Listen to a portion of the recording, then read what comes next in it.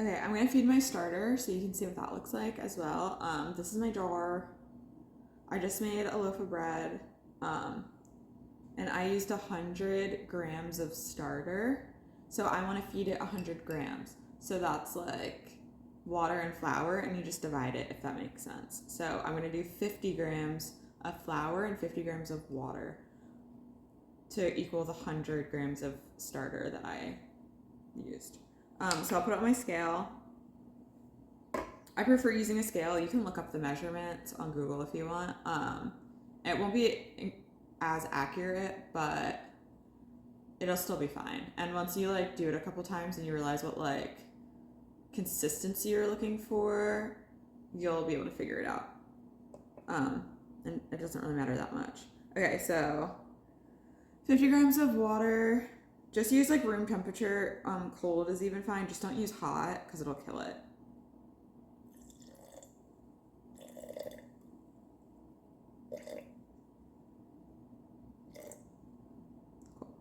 And like it doesn't really matter. You honestly don't even have to feed it right after you're done unless you want to bake more.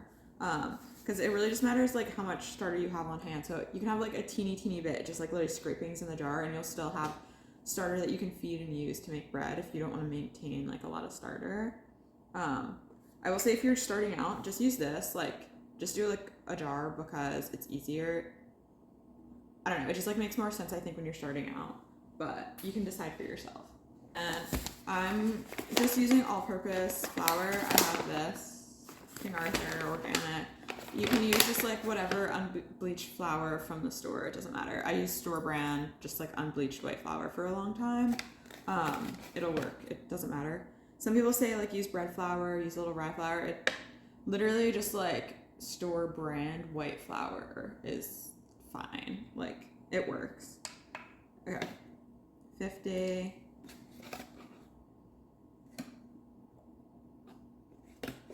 Like you don't need anything fancy to make sourdough.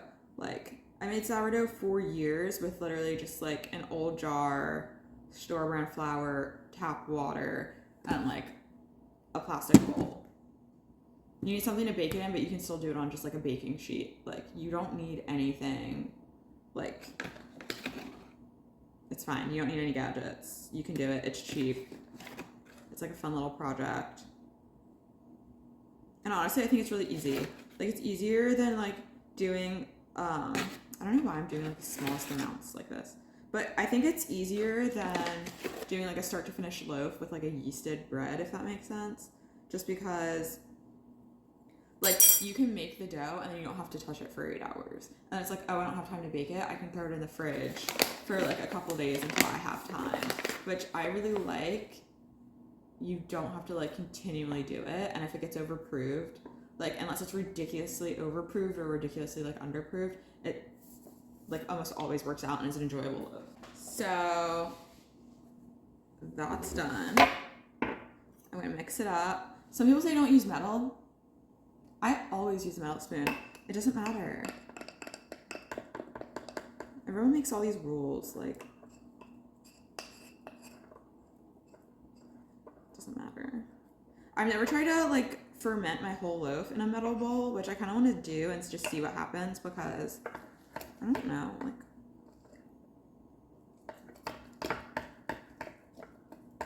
so you just want to mix it up. If it's a little chunky, it's fine. If there's a little bit of dry flour in it, it's fine.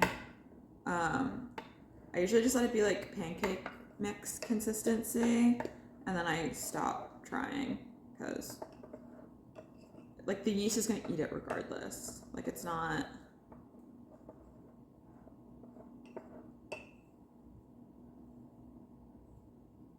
Like sometimes I'll have like a flour pocket on this spoon that didn't get mixed up, and it'll just sit right on top, and it'll soak up. Like it's sitting in the fridge for a few days.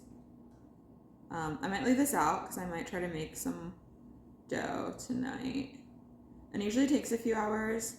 So I don't know how much starter I have in my jar. I probably have around 100 grams. I might have a little less.